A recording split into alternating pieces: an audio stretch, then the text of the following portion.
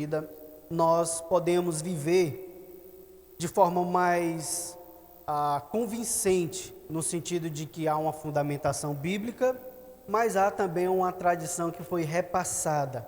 E no nosso caso, a tradição se sobressai, pois essencialmente a nossa tradição ela é reformada, digamos assim, há uma teologia reformada.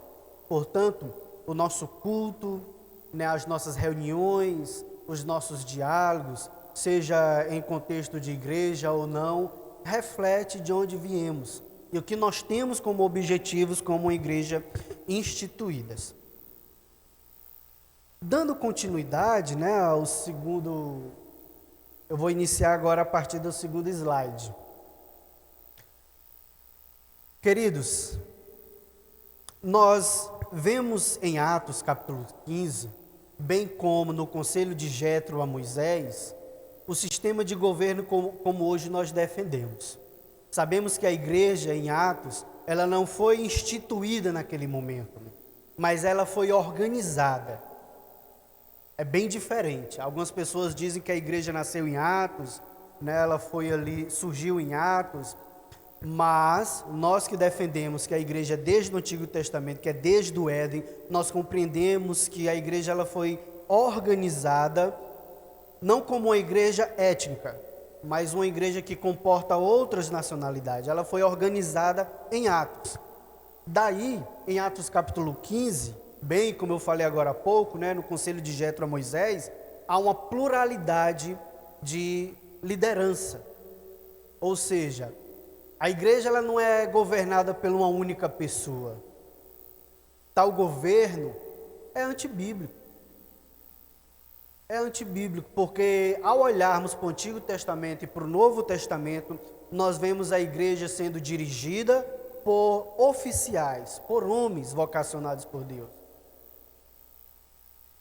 Se a igreja ela for governada pelo único indivíduo, certamente a igreja tenderá a se corromper, pois ela está em submissão à única pessoa que é falha e que, sem sombra de dúvida, não pode ser um único reflexo de tudo aquilo que as Escrituras preceitua nessa questão. É por isso que o Alderi, e o Aldão Nascimento, segundo slide, por gentileza, ele diz o seguinte: a Igreja Presbiteriana do Brasil é uma federação de igrejas que tem em comum uma história, uma forma de governo, uma teologia, bem como um padrão de culto e de vida comunitária. Se você abrir a sua Bíblia bem rápido em Lucas capítulo 1, você vai perceber que Lucas, ele traz como metodologia algo que já era observado pela comunidade judaica e cristã. Lucas 1, dos versos 1 ao 4, diz assim: eu até considerei com os irmãos esse texto em uma outra oportunidade, mas vamos nos voltar a ele novamente. Lucas 1, dos versos 1 ao 4, diz assim: visto que muitos houve que empreenderam a narração coordenada dos fatos que entre nós se realizaram, conforme nos transmitiram os que desde o princípio foram deles testemunhos oculares e ministros da palavra, igualmente a mim me pareceu bem, depois de acurada investigação de tudo, desde sua origem, dar-te por escrito, excelentíssimo Teófilo, uma exposição em ordem, para que tenhas plena certeza das verdades em que foste instruído. O evangelista Lucas, ele reconhece que já havia fontes a respeito da pessoa e obra de Cristo. E ele diz, olha, quem nos transmitiu essa fonte, além destas testemunhas oculares, fora também os apóstolos, os ministros da palavra, os apóstolos do Senhor. Então, igualmente me pareceu bem, depois de acurada investigação de tudo desde sua origem, dar-te por escrito, excelentíssimo Teófilo, uma exposição em ordem. Olha a metodologia dele.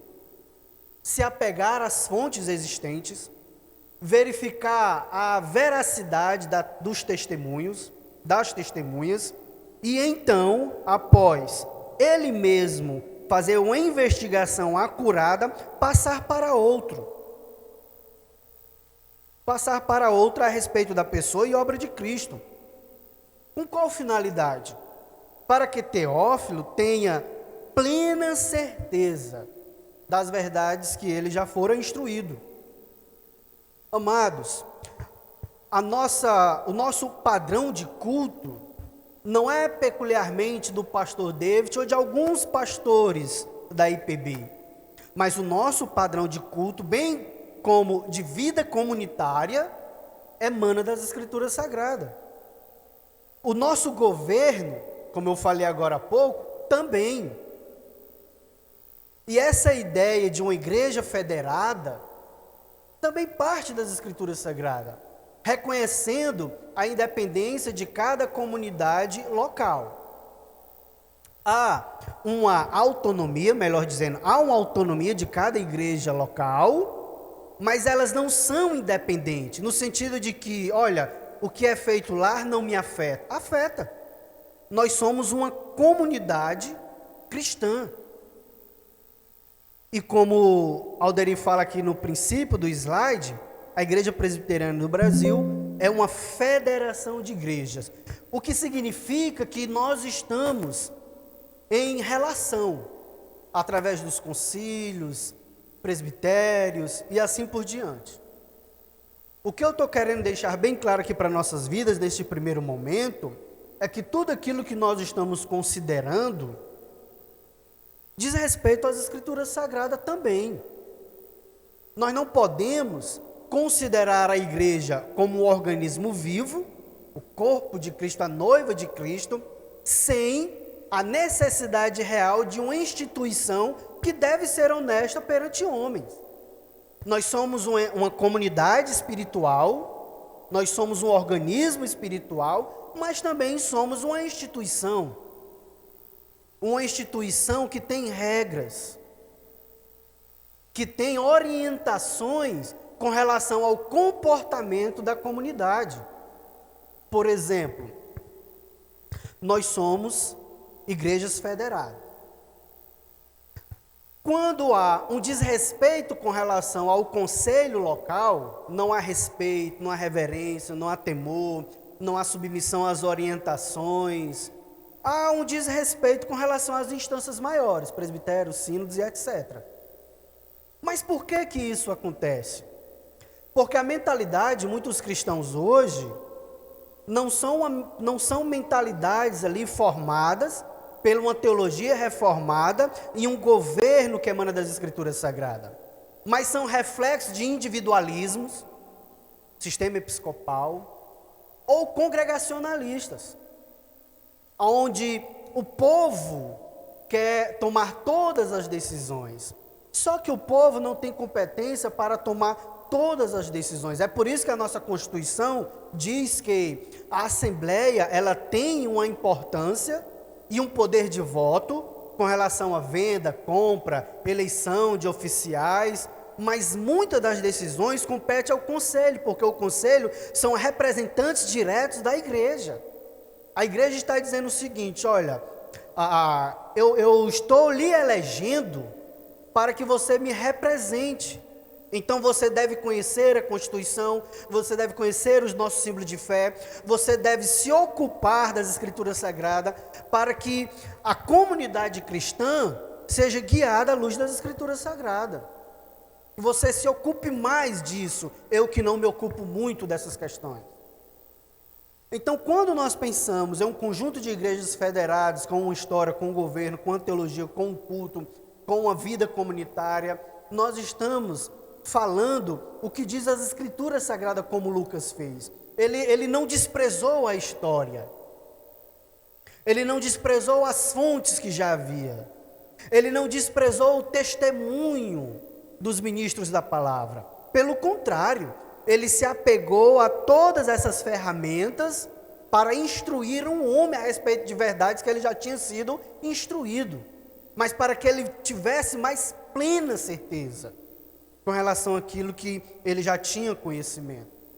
Então, meus irmãos, eu sei que nós vamos falar a respeito de Constituição, né, a natureza da igreja presbiteriana, teologia, culto, vida comunitária, mas não pense que nós estamos nos distanciando das Escrituras Sagradas. Porque eu não tenho dúvida em dizer que a igreja presbiteriana é a igreja que mais se aproxima das Escrituras Sagradas. Eu não estou dizendo que ela é perfeita. Eu não estou dizendo que não há pecado no meio dela. Mas eu estou dizendo que a igreja presbiteriana, em seu sistema de governo, teologia, de culto, adoração, exposição ordenada das Escrituras Sagradas, é a igreja que mais se aproxima das Escrituras Sagradas. Porque quando Paulo e Barnabé teve uma questão, eles não decidiram lá no campo onde eles estavam trabalhando. Eles levaram para a igreja de Jerusalém. E em conjunto com os apóstolos e presbíteros, tomaram uma decisão com relação aos problemas que a igreja estava enfrentando. Depois que eles tomaram uma decisão, eles levaram a decisão para a igreja. Veja que o nosso sistema de governo é o mesmo de Atos 15. Pastor, é algo do Novo Testamento? Não. No Antigo Testamento, como eu falei de passagem, né, rápida, no Antigo Testamento há o conselho de Jetro a Moisés: olha, não é bom isso que você faz. Querendo governar a nação sozinho, você vai trazer peso para a Assembleia do Senhor e a si próprio. Então divide a responsabilidade com homens tementes, que aborreçam a avareza, homens chamados. As decisões mais importantes podem ficar contigo, mas compartilha a liderança. Porque Moisés ele estava querendo conservar o poder em torno de si. E nós sabemos que esse sistema de governo, que já era pautado, né, em uma comunidade tribal, né, havia homens ali que dirigiam as tribos, as comunidades antigas. Esse sistema que Moisés e outros seguiram já estava sendo vivenciado na esfera comum, na esfera secular. E isso que as Escrituras nos pontuam é muito importante. É por isso que João Calvino ele disse: olha, quanto mais homens no poder, melhor. É mais difícil a corrupção. É quase impossível o autoritarismo.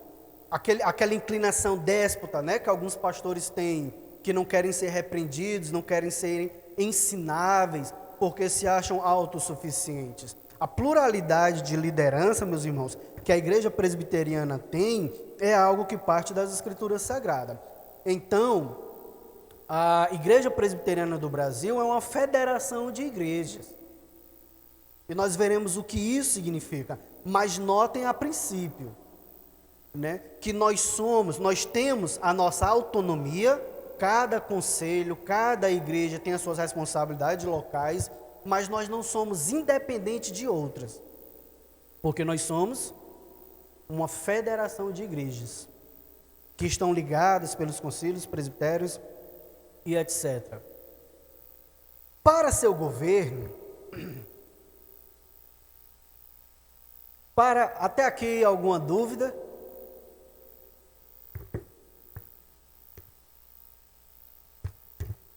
Tranquilos?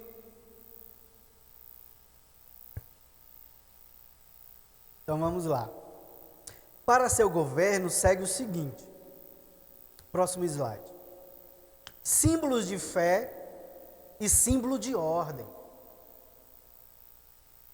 Nos símbolos de fé, nós temos a Confissão de Westminster, o Catecismo Maior e o Breve Catecismo de Westminster. Esses são os símbolos de fé.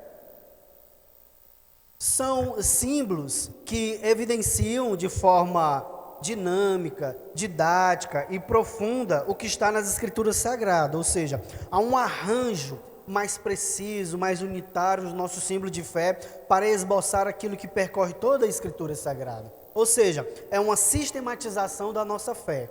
Os símbolos de fé têm essa finalidade, tornar mais claro aquilo que está nas Escrituras Sagradas.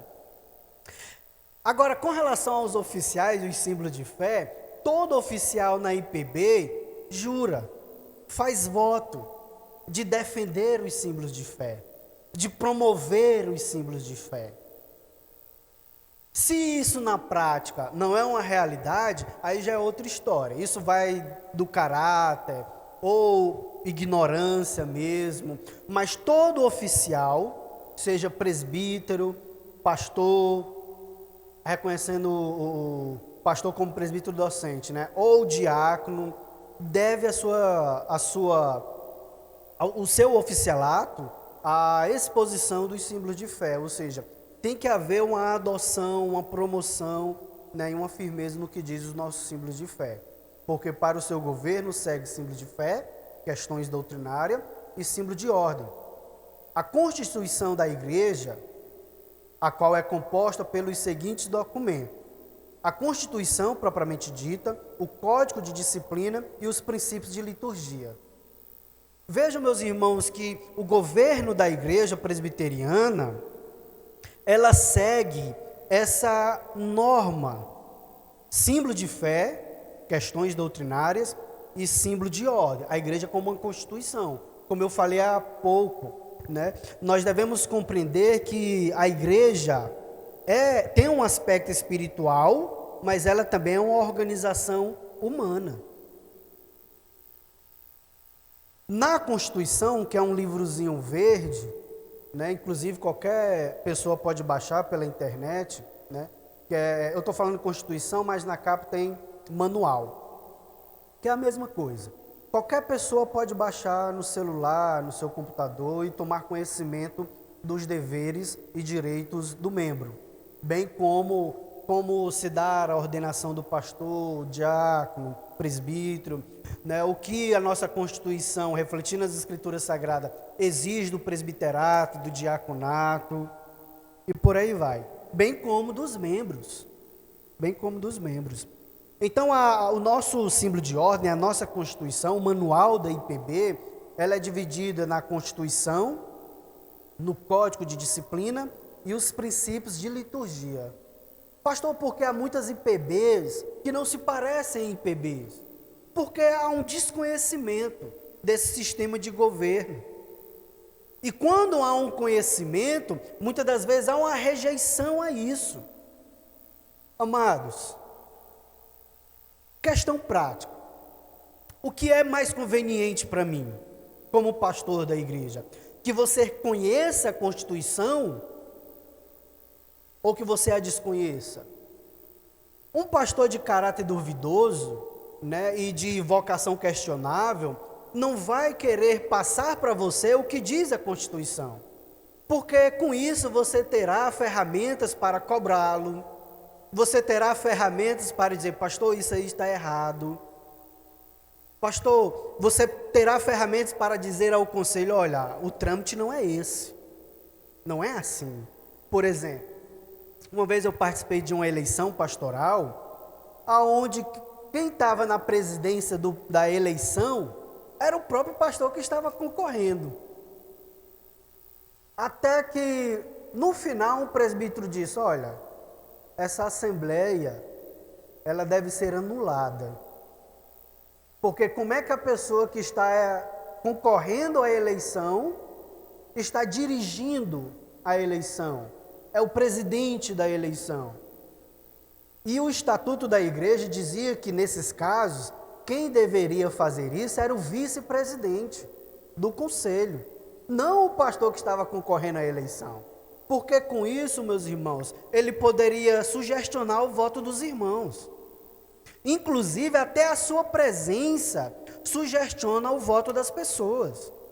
Então, para que haja justiça, igualdade e que seja inibido a coesão, é melhor que ele nem dirija e nem esteja presente na eleição, para que os irmãos votem livremente.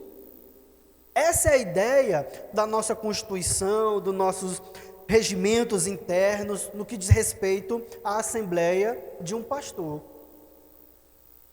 Um outro caso que eu gostaria de analisar com os irmãos, para ressaltar a importância do conhecimento do nosso símbolo de ordem, é o seguinte: Né, uma vez eu estava participando de uma assembleia, dirigindo uma assembleia para oficiais, presbíteros e diáconos. Aí os presbíteros me disseram assim: pastor, a forma que o senhor está propondo aqui a assembleia, ninguém vai ser eleito.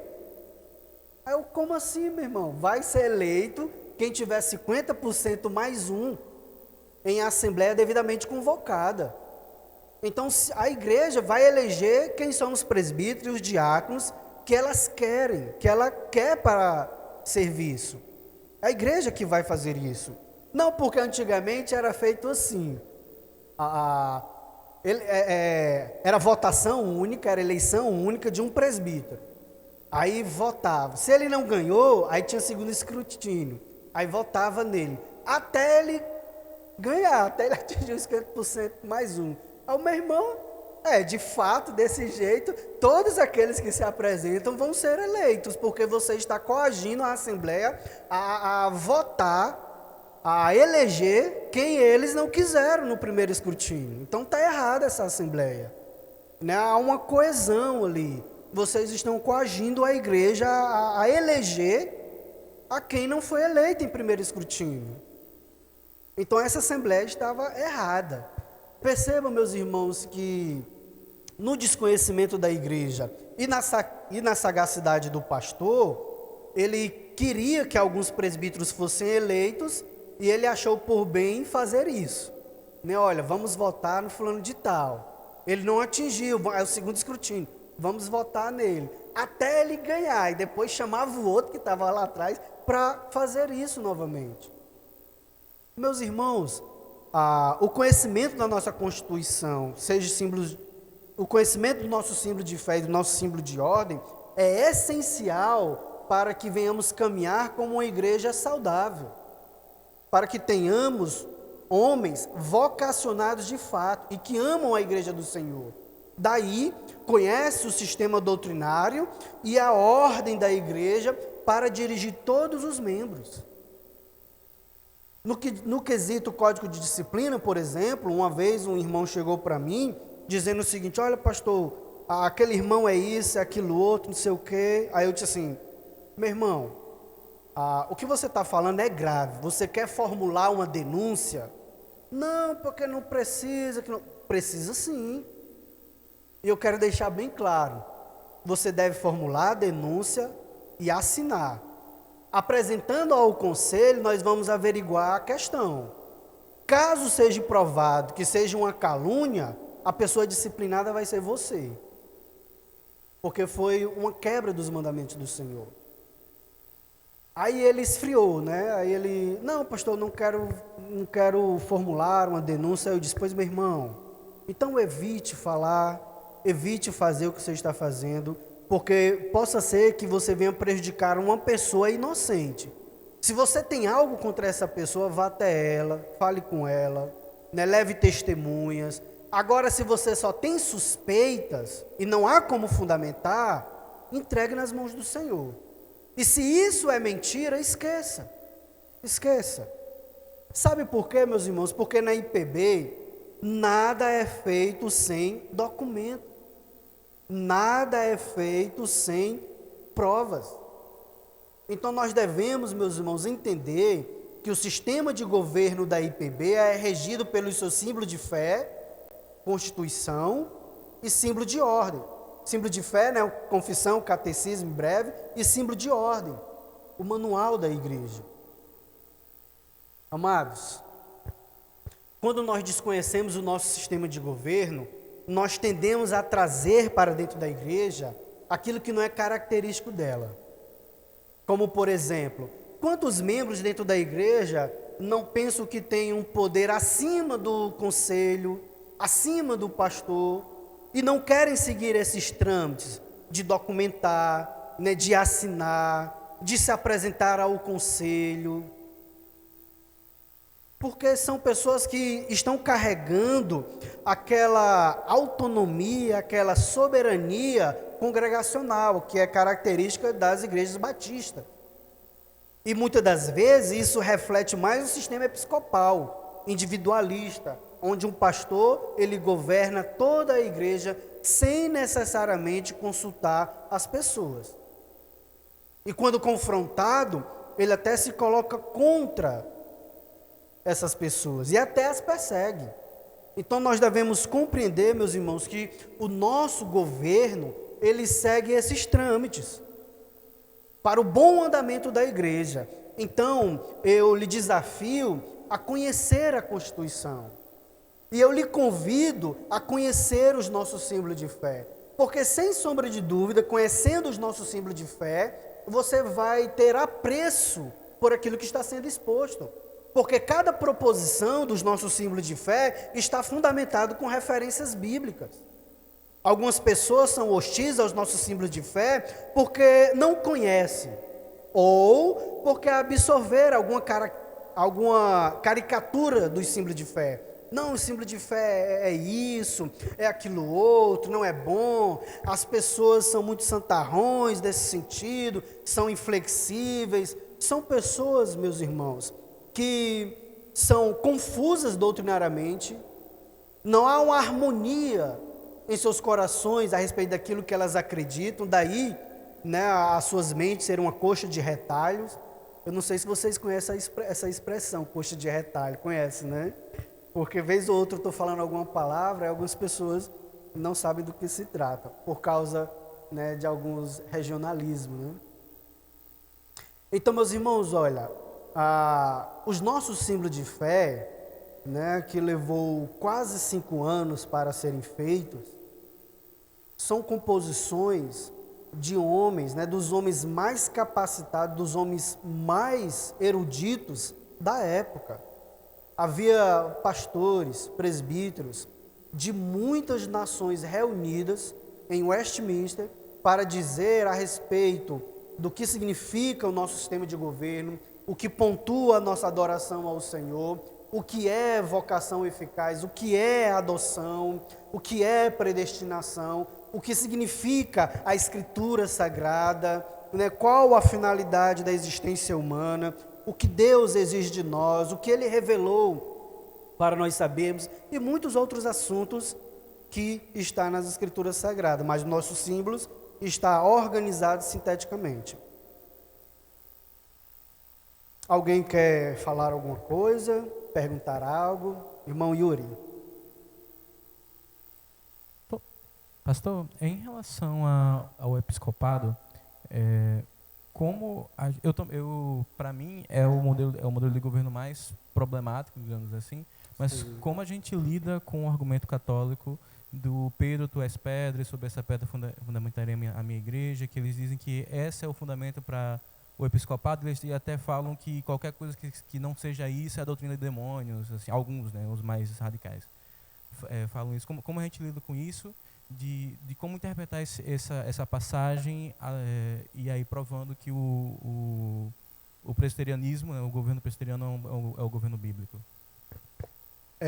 Quando nós formos estudar sobre o oficialato, nós vamos ver essa declaração, nós vamos estudar minuciosamente esse texto que você colocou. O problema é que esse texto ele é interpretado, né, à luz somente desse texto. Só que mais na frente, a mesma verdade que Jesus, né, disse a Pedro, é dito aos apóstolos, para que fique bastante claro, né, por mais que haja ali um líder proeminente, Pedro de fato, né, exerceu proeminência dentro do corpo apostólico, é os apóstolos junto com ele que tomam as decisões. É por isso que mais lá na frente, o Jesus Cristo, a mesma verdade que é colocada diante de Pedro, é colocada diante dos apóstolos. É os apóstolos que têm autoridade a respeito do governo eclesiástico, né? Então, além desse texto, nós percebemos claramente que presbiterato, quando uma pessoa é chamada de presbítero, bispo, pastor, são sinônimos. O que muitas das vezes, a nuance da diferença das palavras se dá, muitas das vezes, com relação à experiência e idade. Né? Geralmente, se chamava de bispo aquele pastor que já estava carregado de experiência e conhecimento e de uma caminhada pastoral.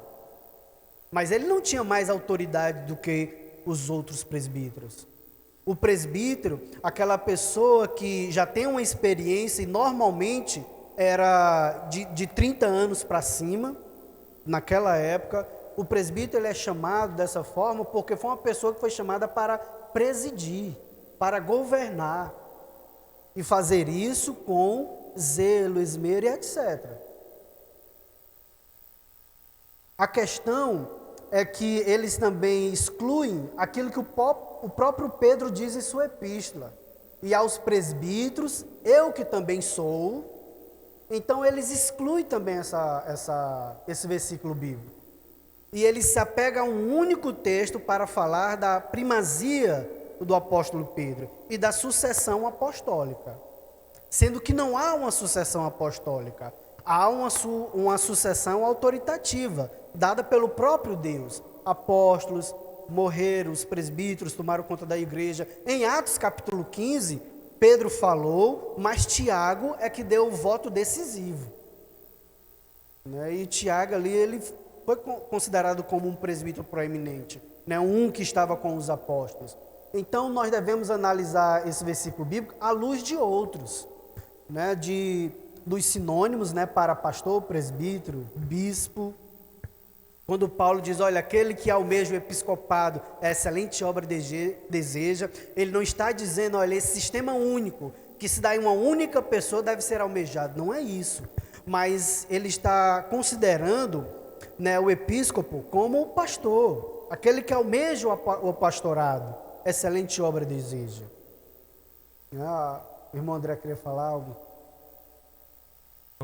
Eu ia só lembrar que todos esses símbolos que o senhor falou aí estão facilmente na internet e, inclusive, tem um aplicativo que provavelmente foi feito por um presbiteriano, que ele tem todos esses em um só aplicativo, que é justamente o nome símbolo de fé do aplicativo. Então, assim, a pessoa que está na igreja presbiteriana e não conhece todos esses símbolos, não conhece por falta de interesse mesmo. É bem fácil de achar mesmo. Por exemplo, como é que um oficial, que foi eleito, vai ser empossado, vai ser ordenado, como é que um oficial vai jurar a adoção e promoção dos símbolos de fé sem conhecer? Os irmãos estão entendendo que, na prática, quando nós começamos a considerar algumas coisas, nós vemos do porquê a igreja está tão doente hoje e desorganizada. A organização nos permite trabalhar com mais facilidade para a expansão do reino. Agora imagine o exemplo que eu falei agora há pouco. Imagine, meus irmãos, se esse irmão tivesse chegado a mim e eu já estivesse ali absorvida a acusação dele e colocado sobre o irmão. Na hora de tratar a questão, ele mesmo não vai querer, talvez até ele diga, como em muitos casos aí acontece, não falei isso não. Não, isso é conversa do pastor, não falei isso não. É por isso que é importante a descrição da denúncia e a assinatura daquele que está levantando a denúncia. E como o irmão André colocou, meus irmãos, os nossos símbolos de fé estão disponíveis. Agora, a editora Os Puritanos, ela tem um símbolo de fé e os livros são mais caros, e talvez não seja tão fácil encontrar. O bom da editora Os Puritanos é que há o comentário. Por exemplo, da Confissão de Westminster, há o comentário do Roger, o filho do teólogo Charles Roger, que foi um dos maiores teólogos e presbiterianos do século XX, se não me falha a memória. Um homem assim excepcional em termos de erudição bíblica. Então o comentário dele nos ajuda a entendermos algumas questões que às vezes é mais profundo, porque o breve catecismo ele foi escrito para os pequenos, para as crianças, a confissão e o catecismo para os adultos. Só que a nossa profundidade bíblica, ela às vezes é tão rasa que aquilo que foi escrito para as crianças nós temos dificuldade de entender. Tem algumas pessoas que têm dificuldade de entender até o breve catecismo, mas isso se dá por falta de interesse, falta de profundidade, no sentido de meditar, buscar, procurar conhecer. mas os símbolos estão disponíveis, é muito bom você tomar conhecimento. Se você discordar de algo, você tem liberdade para discordar, mas fundamente a sua discordância. Porque às vezes a pessoa quer discordar por discordar, e discordar sem fundamentação não é sábio. Então, definindo o nosso sistema de governo, nós podemos pautá-los da seguinte maneira, símbolo de fé e símbolo de ordem. Amados, voltando novamente para a questão da federação de igreja, nós teremos outra oportunidade para discutirmos isso, mas eu estou só introduzindo essas questões. Gradativamente nós vamos sempre estar retornando e verificando com mais profundidade essas questões. Mas vejam que a igreja como uma federação de igrejas, a IPB como uma federação de igreja, ela tem a sua autoridade exercida colegiadamente, mediante concílios. Aí tem um conselho, que é a igreja local. Quem governa a igreja local é o conselho. Inclusive, a nossa Constituição chama o conselho para considerar a seguinte atitude: deve jurisdicionar os irmãos que compõem o rol de membros, jurisdicioná-los espiritualmente. Nós podemos até considerar a questão sentimental, social dos irmãos. Ou seja, porque muitas das vezes alguns problemas emocionais, sem sombra de dúvida, afetam a vida espiritual. E o conselho tem que se aproximar dessas pessoas para ajudá-los, seja com aconselhamento bíblico ou instruindo-os à procura de um bom profissional. A questão é que o conselho governa a igreja. A igreja ela não se autogoverna por meio dos seus membros, porque nem todos os membros têm a capacidade de tomar algumas decisões. É por isso que a igreja elege os seus representantes, o corpo de conselho, para tomar essas decisões que são feitas geralmente mensalmente, dependendo das questões da igreja. Agora, a assembleia é convocada, todos os membros são convocados, como eu falei agora há pouco, para eleger os seus oficiais, compra ou venda de alguma coisa da igreja e por aí vai. Dar conhecimento a respeito de renúncia de pastor ou presbítero, chamá-los para prestação de relatório e estatística. A Assembleia tem que estar presente. Agora, o que nós devemos notar, meus irmãos, é que cada membro na IPB tem os seus direitos, mas também tem os seus deveres. Geralmente nós procuramos mais os nossos direitos e os deveres não queremos considerar muito. Mas a nossa Constituição pautua quais os direitos que cada membro possui e quais os deveres. É dever de cada membro só contribuir financeiramente com a sua igreja? Não. Moralmente também. Olha como a nossa Constituição pautou algo muito importante. Porque geralmente algumas pessoas pensam que não, eu estou dizimando, eu estou ofertando, então a igreja deve me aceitar na minha ausência, na minha negligência. Só que a nossa Constituição orienta que é dever dos membros contribuir com a sua comunidade local financeiramente e moralmente. O seu testemunho, como diz as Escrituras Sagradas, é vital para a promoção do Evangelho. E o conselho deve estar a par de tudo isso para orientá-los. Amados, quantas pessoas, quando vão professar a sua fé na igreja presbiteriana, fazem votos de ensinar os seus filhos os caminhos do Senhor, fazem votos de se sujeitar às autoridades estabelecidas, mas que na prática negam tudo isso. Não somente o ensino, mas também a submissão. Deixa eu citar aqui um exemplo. Uma vez um conselho, eu estava dirigindo uma congregação, o conselho tomou uma decisão que um único irmão não gostou. Aí ele estava falando, eu cheguei para ele e disse o seguinte: olha, meu irmão, foi uma decisão do conselho. Depois de muita discussão, muita consideração, averiguação das questões, o conselho tomou uma decisão. E você é a única pessoa que é contrária à decisão do conselho. Então não é bom isso que você está fazendo, porque você está insurgindo contra as autoridades estabelecidas. Porque eu sou o maior afetado nessa decisão e eu não estou agindo como você, eu me submeti. E nós devemos nos submeter. Não, irmão David, eu ainda estava no seminário. Não, irmão David, é porque eu não concordo com você. Meu irmão, olha, se você não concorda do conselho, aí eu fui um pouco duro porque ele estava trazendo ira, confusão. Aí eu disse, meu irmão, se você não concorda, saia da igreja. Não fique querendo dividir a igreja, porque você foi a única pessoa que discordou. Ou então, chegue ao conselho, apresente a sua questão, vá lá conversar com eles, e eles vão lhe explicar o porquê da decisão. Aí, se você não continuar, não gostar da decisão, você tem total liberdade para discordar, mas para insurgir, não. Você pode discordar, não. O conselho tomou essa decisão, eu discordo, mas você não tem liberdade para insurgir ou para ficar fomentando intrigas. Inclusive, aquele que fomenta contendas, o Senhor abomina. Então, tome cuidado, meu irmão. Graças a Deus, depois disso, ele teve os seus ânimos apaziguados.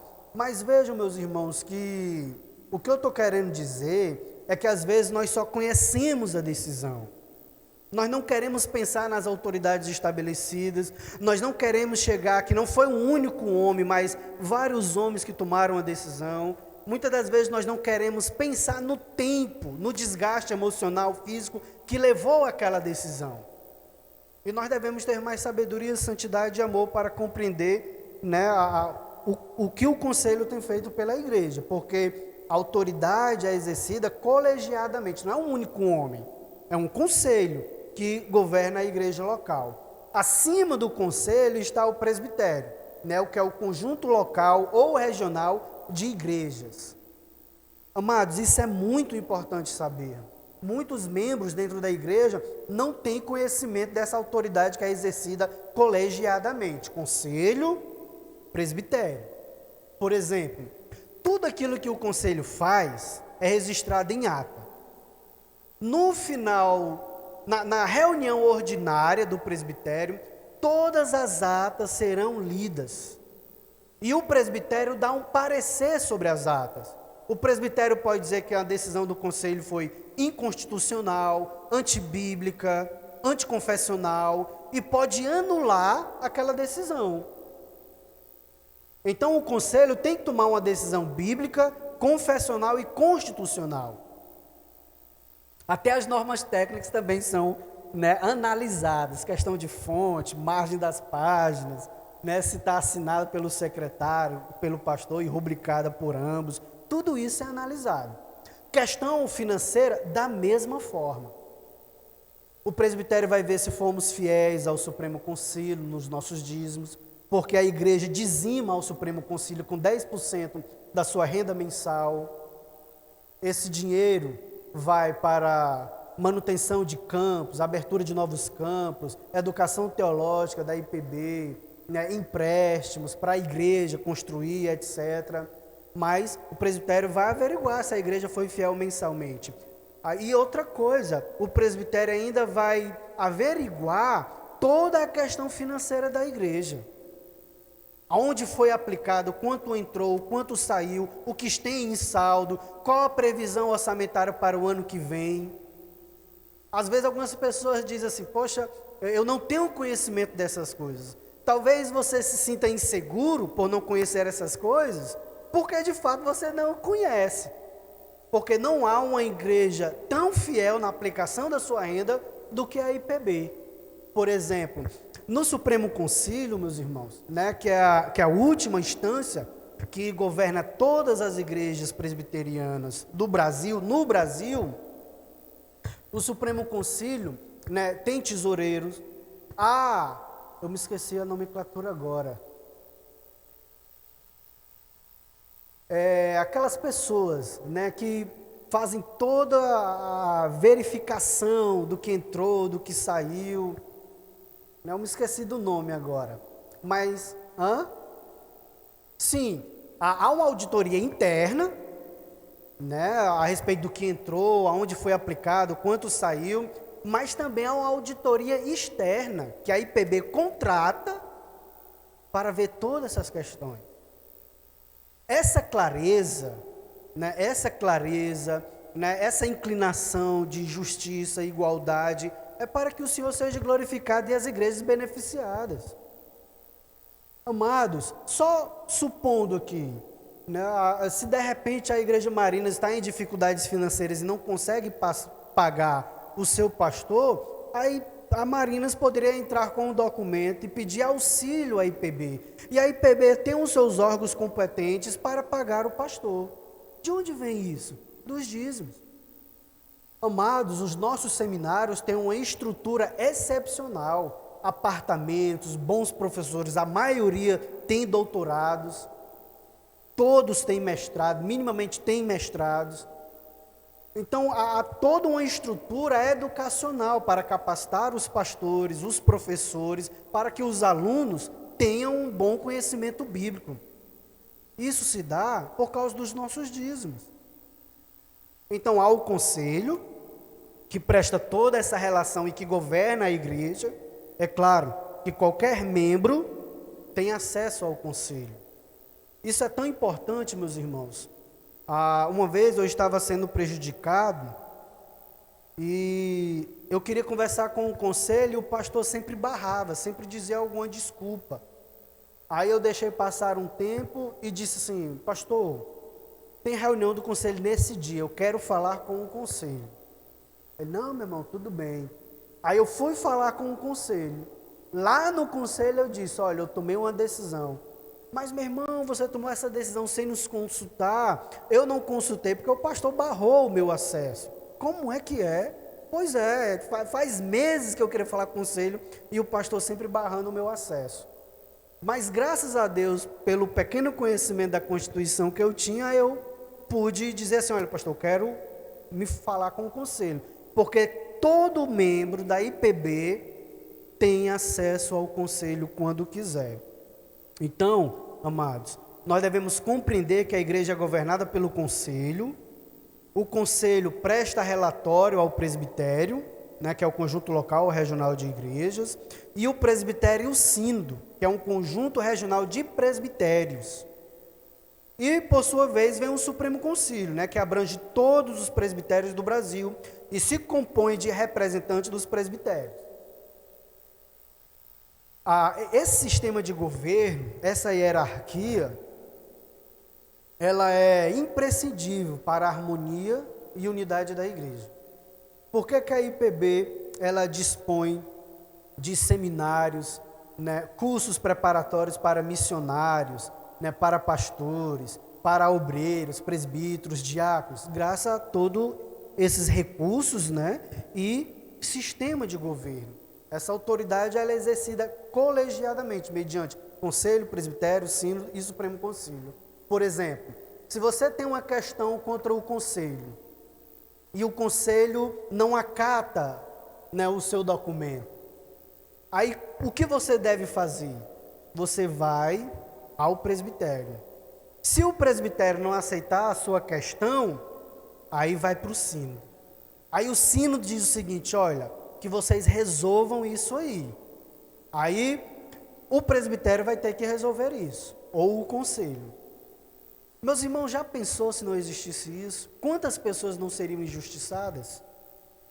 Quantas pessoas não seriam prejudicadas? Quantas igrejas, membros não seriam prejudicados? Eu conheço um pastor, ele não é mais presbiteriano. Graças a Deus. Ele foi para uma IPB grande.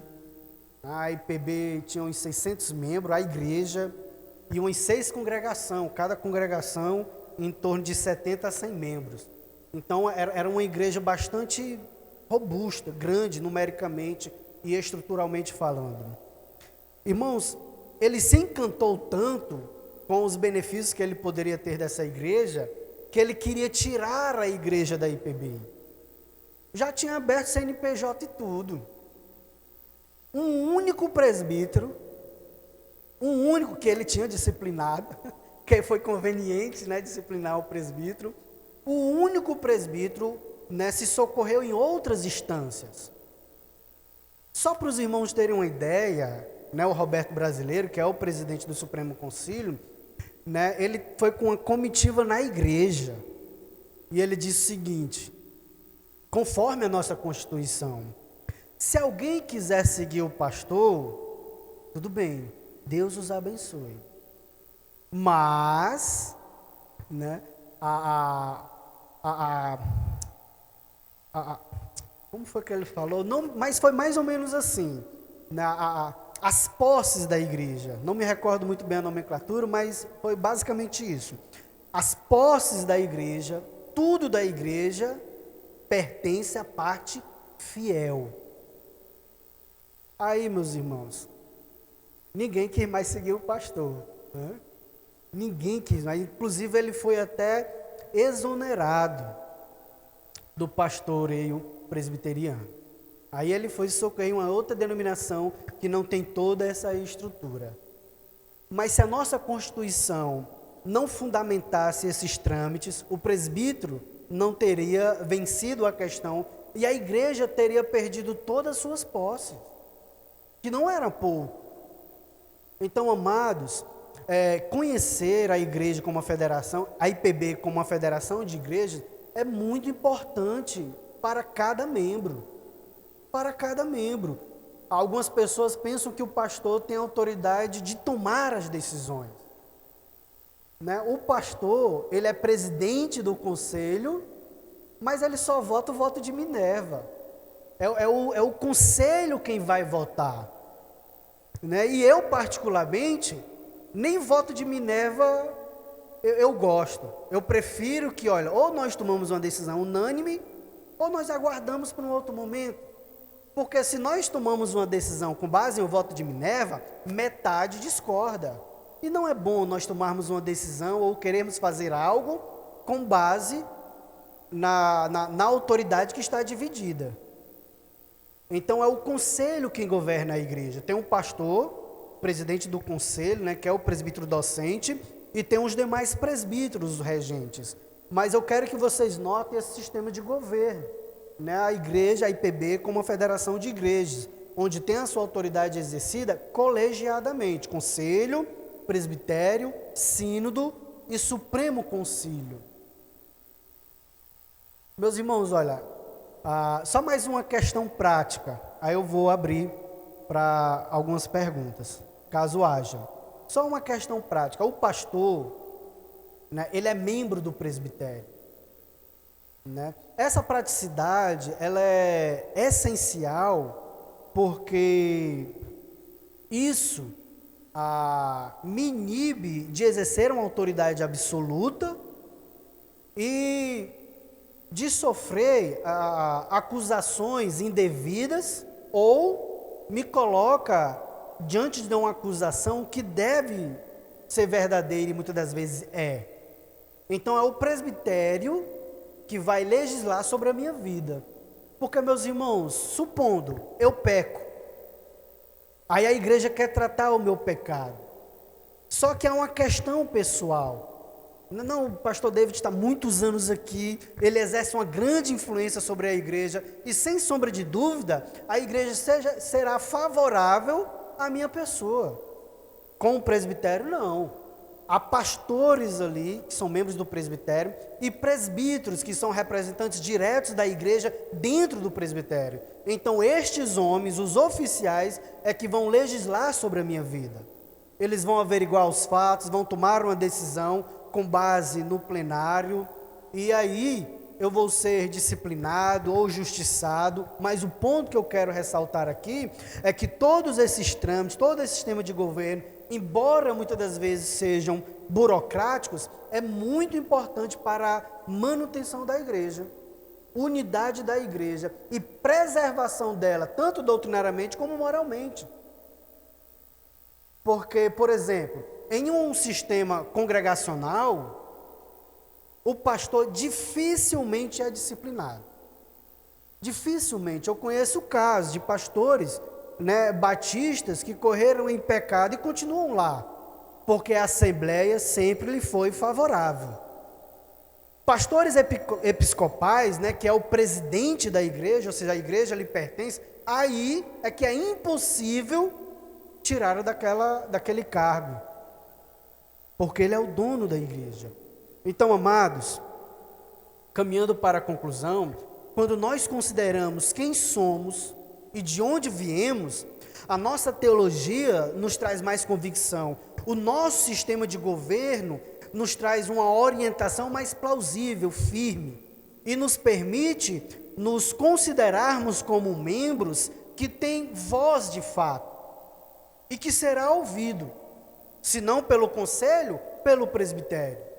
Se não pelo presbitério, pelo sínodo. Dificilmente chega no Supremo Concílio. Se chegar no Supremo, há uma determinação do Supremo Concílio para que as instâncias inferiores tratem a questão com biblicidade, confessionalidade e constitucionalidade. Ou seja, né, é por isso que a princípio eu falei que não há uma igreja mais fiel, que mais se aproxime das Escrituras Sagradas do que a IPB. E, por último, eu gostaria de dizer que quem somos e de onde viemos sempre vai perpassar esses 3 tópicos, né? Reforma, calvinismo e presbiterianismo. Nem todo reformado é calvinista.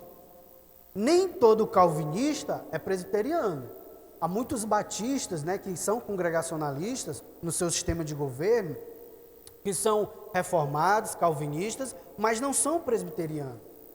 Algumas denominações batistas reformadas têm esse modelo presbiteriano de exercício de governo, mas só na localidade. Há uma pluralidade, né? Ao pastor, aos presbíteros que governam a igreja com ele, mas só em localidade, não há uma instância superior.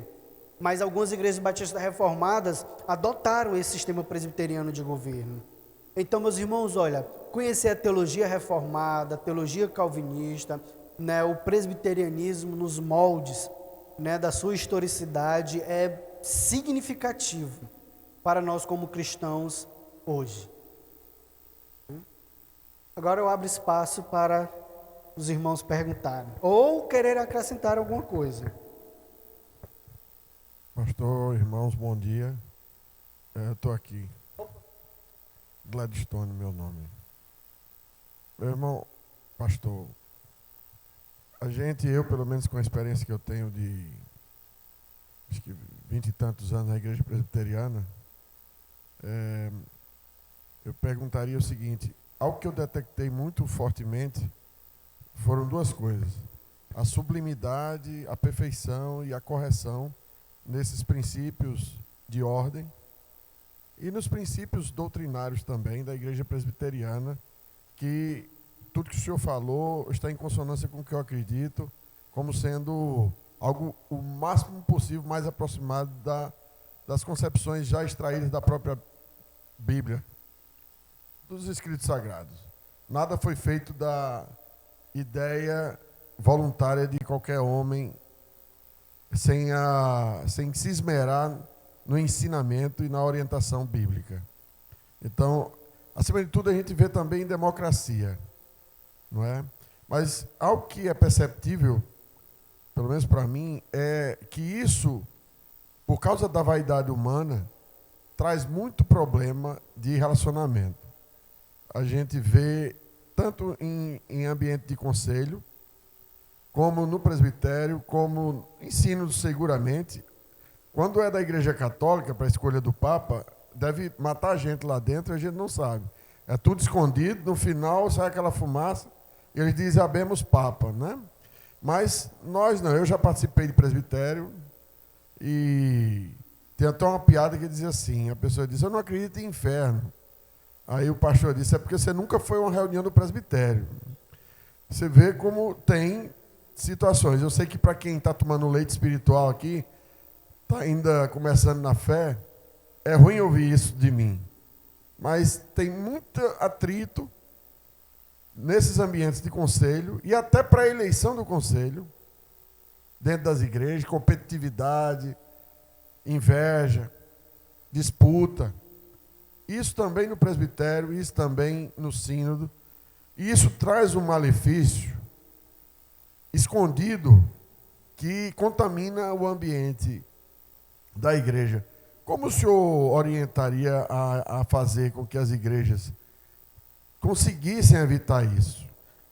Será que esses anciões, não precisariam também de volver-se à doutrina inaugural que parece que eles esqueceram? Eu digo isso com muito pesar, porque isso é motivo de muita gente deixar a igreja. Porque quando você vê pastor e presbítero arengando entre si, e entregando a Santa Ceia no domingo, e quando há uma ira entre os dois, uma inimizade que é desconhecida da grande assembleia, e isso é algo recorrente. Tudo por causa da vaidade do homem, não por erro da igreja, da instituição, nem da sua filosofia, nem da sua doutrina, mas por causa do pecado do homem, ou da conduta vaidosa do homem, de querer ser proeminente onde ele está, não é? O senhor se referiu muito a pastor, mas isso acontece muito entre presbíteros, ou entre, enfim. E aí eu perguntaria, será que não está na hora da igreja presbiteriana criar codificar ou implementar algo que venha para servir, para inibir essas condutas dentro desses ambientes de pessoas do poder da igreja? Meu irmão, olha, já há, né? Não, você está certo. Agora, né, há todas essas orientações que nos permitem caminhar juntos, embora muitas das vezes discordando. Porque as reuniões dos presbitérios é composta por oficiais, representantes das igrejas e membros do presbitério, os pastores. O problema é que há um desconhecimento da nossa Constituição gritante. Mas a igreja, muitas das vezes, não vota em homens vocacionados. Vota por homens que evidenciam status, aí já há um problema, né? Estabilidade financeira e influência. Dificilmente a igreja vai pensar em sua vida espiritual. Porque Paulo ele diz, olha, o presbítero deve ser irrepreensível. Ele deve governar a sua casa, os seus filhos no temor do Senhor. Então, se ele não consegue governar a sua casa, dificilmente vai exercer, né, uma influência positiva sobre outros. Porque ele, como uma pessoa desordenada, será uma pessoa, na esfera familiar, será uma pessoa desordenada também no presbitério. Então, por exemplo, há alguns pastores que foram ordenados indevidamente. Uma vez um presbítero me criticou porque eu não chamei um pastor de pastor. E eu disse, olha, meu irmão, a igreja pode ter chamado ele de pastor, o presbitério pode ter ordenado ele, mas eu não o reconheço como pastor, por causa disso e disso. Eu não o reconheço como pastor. Não, pastor, mas é porque ele é seu companheiro de ministério. Meu mesmo, não. Aí eu estava sendo assim um pouco duro, dado a questão doutrinária e moral, que era completamente controversa desse pastor. Então, o que é que a nossa Constituição diz? Que qualquer pessoa que aspira o pastorado, o conselho deve acompanhá-lo, ver se ele é bem no meio da família, se é uma pessoa que frutifica dentro da igreja, se é um bom liderado, e ele deve ter no mínimo 3 anos de permanência na comunidade local. Aí deixa eu só concluir aqui, Aí o que acontece? Aí o conselho, olha, nós estamos vendo sinais de vocação dele. Isso não significa que ele vai ser pastor, mas vamos apresentar ao presbitério depois de exame, dentro do conselho. Meus irmãos, o manual do candidato dispõe ao conselho uma lista para o conselho pontuar a sua presença nos cultos, a sua pontualidade nos cultos, a sua relação em família dentro da igreja. Há uma lista. Poucos conselhos seguem isso. Poucos conseguem. Se o aspirante conseguir passar por tudo isso, ele se torna aspirante ao sagrado ministério. Ele é apresentado ao presbitério, o presbitério vai examiná-lo com relação à sua vocação. Se o presbitério o aprovar, ele se torna candidato ao sagrado ministério para ir para o seminário. Passa 4 anos lá. Isso significa que após concluir a teologia, ele vai ser pastor? Não. Daí a licenciatura, que pode ir até 3 anos. Se ele não conseguir ser aprovado na licenciatura, o presbitério caça sua candidatura e ele não chega ao pastorado. Todos esses trâmites são anulados por muitos conselhos e presbitérios. Quantos presbitérios não ordenam homens que não são vocacionados? Aí, meu irmão, ao invés de diálogo, a briga. Ao invés da busca da glória do Senhor e edificação da igreja, o auto-benefício e o poder. Porque tem pastores que amam cargos e brigam por cargos. Então, na questão dos presbíteros, não é diferente. Há todo um trâmite para a eleição de presbítero. Aí a igreja, não, é porque é da minha família, não, porque esse irmão, ele é doutor, não sei o que, não, esse irmão, ele se dá bem com os jovens, se dá bem com as irmãs.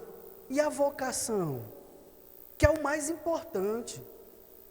Aí a igreja anula tudo isso, aí nós temos homens que são completamente incapacitados para lidar com problemas, questões emocionais, com finanças, com o pastor. Há presbíteros que seguem aquilo que o pastor quer. Não tem a capacidade de dizer, não, pastor, não vamos por esse caminho. Se o pastor disser que, olha, essa madeira aqui é ferro, aí o presbítero vai dizer para toda a igreja, olha, isso aqui é ferro. Não, é madeira, é ferro. Quem é você para dizer que é madeira?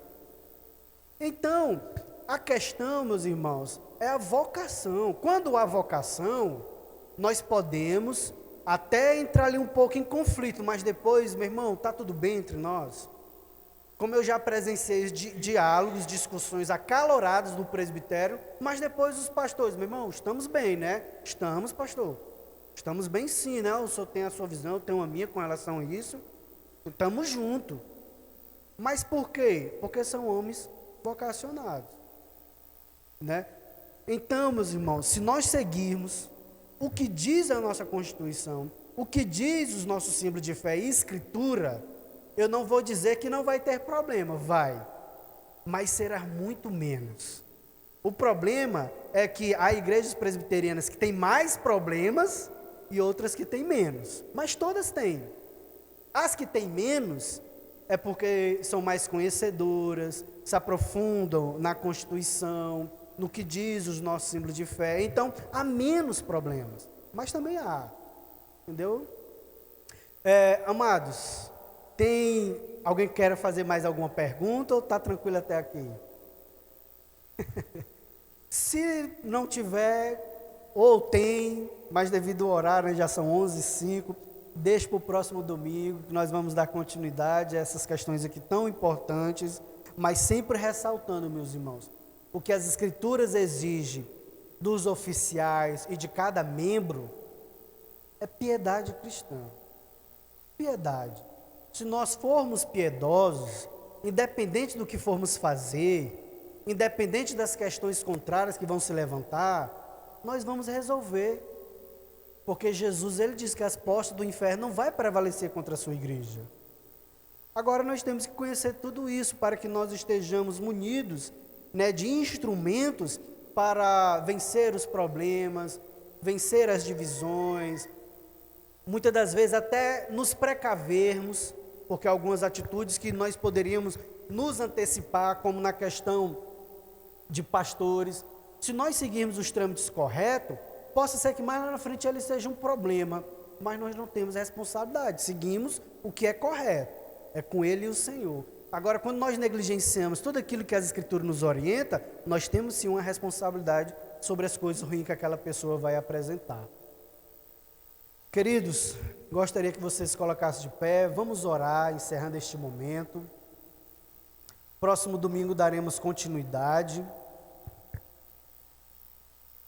Algumas coisas que eu estou trazendo está baseado, né, no livro O que Todo Presbiteriano Inteligente Deve Saber, do Alderi e Adão Nascimento. Inclusive, pastor Alderi, né, e Adão Nascimento, né, porque eu ia dizer que o Alderi ainda está vivo, o Adão Nascimento também está. Inclusive, né, o Alderi, ele é o historiador oficial da nossa igreja, né? Ele tem uma série de livros aí sobre a história da nossa igreja. E a nossa igreja, como uma igreja missionária, tem uma história assim magnífica. Se nós nos voltarmos mais para a nossa igreja, a história da nossa igreja, certamente nós ficaremos mais estimulados a sermos presbiterianos de fato. Então, no próximo domingo, eu vou encerrar o livro do Alderi, que eu estou pegando só alguns capítulos, né? E no domingo seguinte, nós teremos a abertura, né, do livro O Cristão Presbiteriano. Aí nós vamos adotar todo esse livro e nós vamos abrir, né, esse Bem-vindo à EBD, que é o primeiro domingo de fevereiro, com um café da manhã.